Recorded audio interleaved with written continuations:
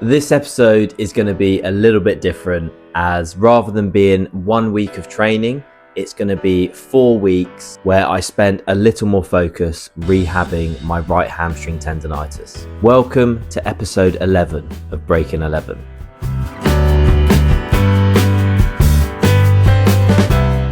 If you're new here, my name's Harvey. I'm a UK-based sprinter and I'm aiming to break 11 seconds in the 100-metre sprint this summer in 2025. Coming off the back of a very successful indoor season where I got a new PB of 7.12, and I also made my first county championship final since 2022, I'm looking to take the new speed into outdoors and break the 11-second barrier. Since the indoor season, I've been struggling with a bit of right hamstring tendonitis. I have managed to keep training and keep performing in training at quite a high level, hitting PBs in various distances. I have now opened up my season with a 11.22 season opener at the county champs, where I missed out on a county championship final by a few hundredths of a second. I have then also done a Southern Athletic League match where I ran an 11.3 ham timed and shut it down quite a bit before the finish line. Although I'm running quick, I felt like I needed a few weeks to really focus on the hamstring tendonitis recovery before my next planned race. So this video is going to go over a little bit about what I did for the rehab, taking a step back from sprinting, doing some exercises in the gym, focusing on mobility, and hopefully getting myself prepped for my next race. 4 weeks is a fair amount of time to remember what I've been up to, so I've got my exercise app here. Actually, I don't have all my track stuff here. It's not the easiest to remember what you've done over 4 weeks. It's going to be a little bit of a different style video this time, so I'm going to be talking over what I did as I show the footage. Hope you enjoyed the video and maybe you can learn something about hamstring tendonitis and rehab.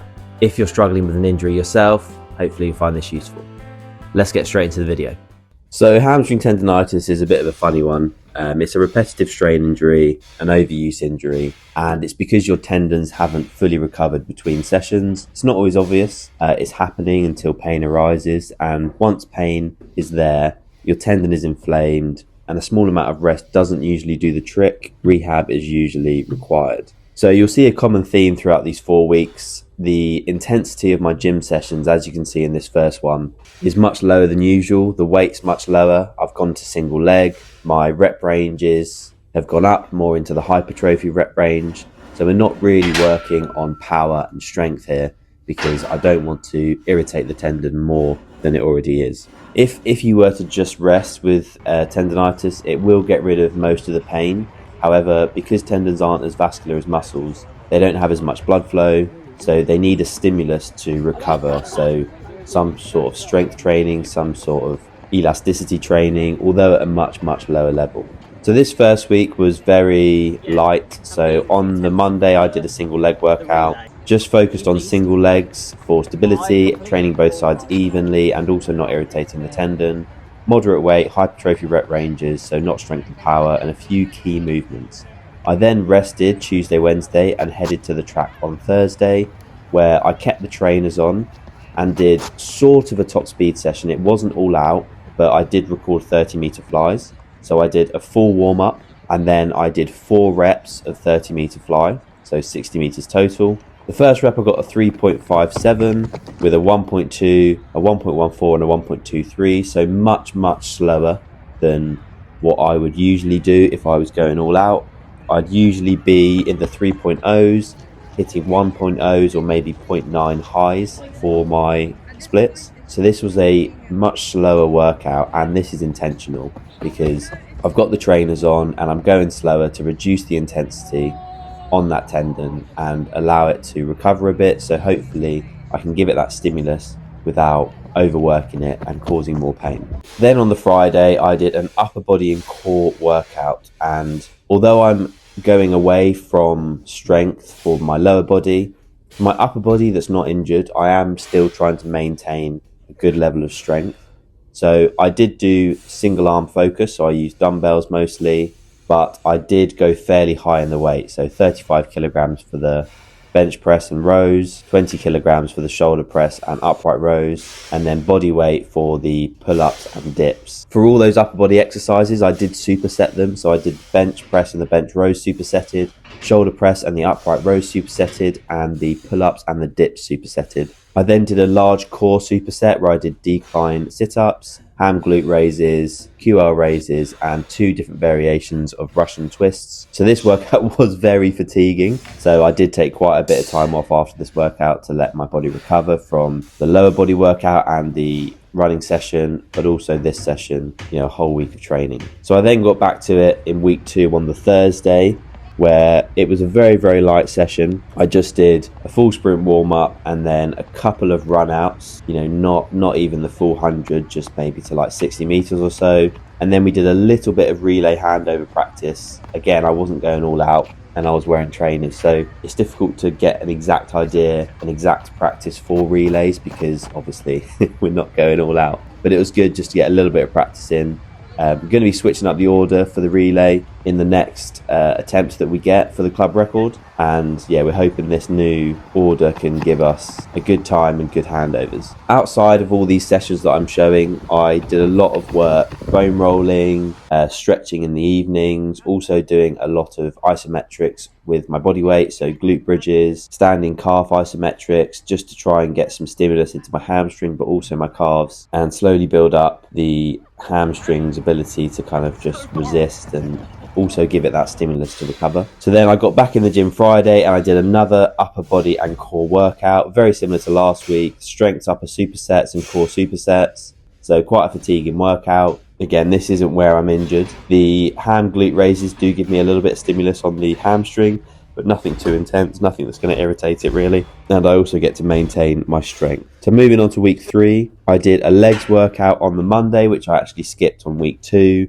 So we're hitting that single leg focus again, moderate weight, hypertrophy rep ranges. The idea of this is to give my legs stimulus, but because we're not working strength, power, really stressing the muscles and tendons, this shouldn't irritate my tendon, give it the blood flow and the stimulus it needs to recover and strengthen, but also not overwork it and increase the pain and inflammation that's already there. I then did a quick treadmill tempo session on the Tuesday. Very easy treadmill tempo session. I just did 5 reps at 10 seconds at the max speed on the treadmill, which sounds like an intense workout, but the treadmill only goes up to 20 kilometers an hour. And my top recorded speed is 37.5 kilometers an hour. So it's almost half of what I'm capable of. So again, it's just to get the legs turning over, some blood flow, some stimulus without irritating the tendon. I then got back in the gym Friday for another upper body workout. However, I changed it up a little bit. I got rid of the core aspect because I found doing all those exercises in one session was just a little bit too much. And I really wanted to go a little bit heavier on the bench press. So got up to 80 kgs on the barbell. So I didn't superset the bench press with the bench rows. I did those individually, but I maintained the superset for the shoulder press and upright rows, as well as the pull-ups and the dips. Sunday, I got to the track for a bit of track tempo, where I did a full sprint warm-up, and then I did a couple of 110 meter tempos, 2 of them. And this was just to kind of test out the tendon and the hamstring to see how it responded to a bit of track work again. It responded pretty well to the treadmill tempo, so I was hoping that it would also respond well on the track and that my recovery was progressing well. Although it was a little bit sore after this workout, so I knew I had to be a little bit careful going forward. The sort of general idea behind rehabbing a tendon is obviously first to rest it, and then also introduce very slowly and gradually exercises and running back up to full weight training and sprint training. So this could look something like bodyweight isometrics and grass tempo running as your kind of first step. And then the second step would be some eccentrics, for example, hamstring slide outs or glute bridge slide outs, as well as maybe doing your tempos on the track. And then once you can start adding in more intense exercises like your RDLs, maybe Nordics for the gym, and getting back into spikes on the track, that'll be when you're looking at being fully recovered. The thing is, this can take quite a long time for a tendon, which is a little bit annoying, but we'll touch on that a little bit more later. So in the 4th week, I did a leg workout on the Tuesday. I actually did this in a different gym, so there was a lot more machines, so I made the most of them just to give myself a little bit of a different training stimulus. For example, the glute drive machine, the adductor machines, they're not something I work too often.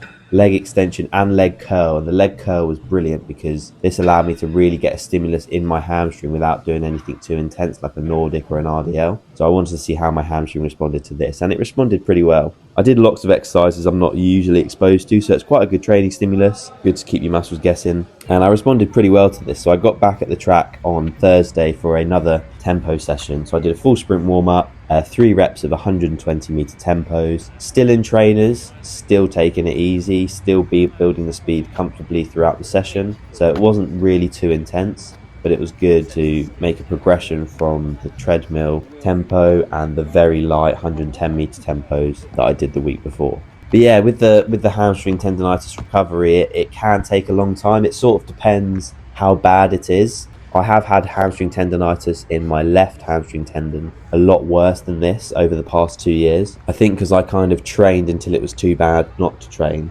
worrying about losing my speed. And actually when I ran my 2022 season, I had just taken 2 months off of rest and then the following rehab and build up before running a really fast indoor and my fastest outdoor season. I'm trying to learn from my past experiences with injuries. It is very difficult because you don't see results very quickly, so you got to commit to like a month of doing something before you'll see anything noticeable, which is difficult because you don't know it's working. So it's difficult, to fully double down on something that you don't see results in. Friday, I did an upper body power and core session. So again, a little bit different for the upper body. I did some barbell jerks, some single arm bent over row, just to give it a little bit more of a power focus, because this isn't something I've really been exposed to over the past few weeks. Just keeping my CNS ready to deliver some power. But that sort of brings this whole 4 weeks of training and hamstring rehab to an end. A lot of what I did in the evenings, in the mornings, sort of isn't really shown. A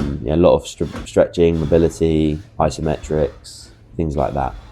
So as you can see, the training's been quite different the last 4 weeks. We've shifted from power and strength exercises to a more hypertrophy focus in the gym, a little bit higher reps, a little bit lower weight, really focusing on the range of motion, introducing isometrics, especially for my hamstrings, glutes, the bridge positions, and for my calves. And then we've also been doing some tempo runs on the treadmill and at the track so that I stay fit, stay healthy, but also allow my body to recover.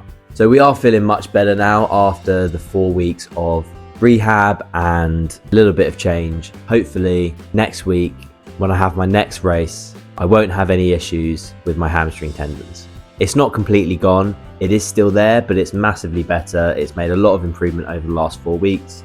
The annoying thing with hamstring tendonitis is it does take a while to go away. And I'm very hesitant to just write off the whole season because I really have this target of breaking 11 seconds, and I know that I'm in shape and I've got the speed to do it with the 11.2 opener, running 11.3 shut down. I'm leaps and bounds beyond what I was last year. So on the one hand, I'm trying to fix this hamstring tendonitis, and on the other hand, I'm trying to go for a new PB. So it's sort of conflicting goals, but we're doing our best. I hope you found the video useful and I hope you found it enjoyable. Maybe there are some things from this video you can take away for your own rehab if you're injured yourself, and we're going to keep pushing on to break that 11-second barrier. Thank you for watching, and I'll see you in the next one.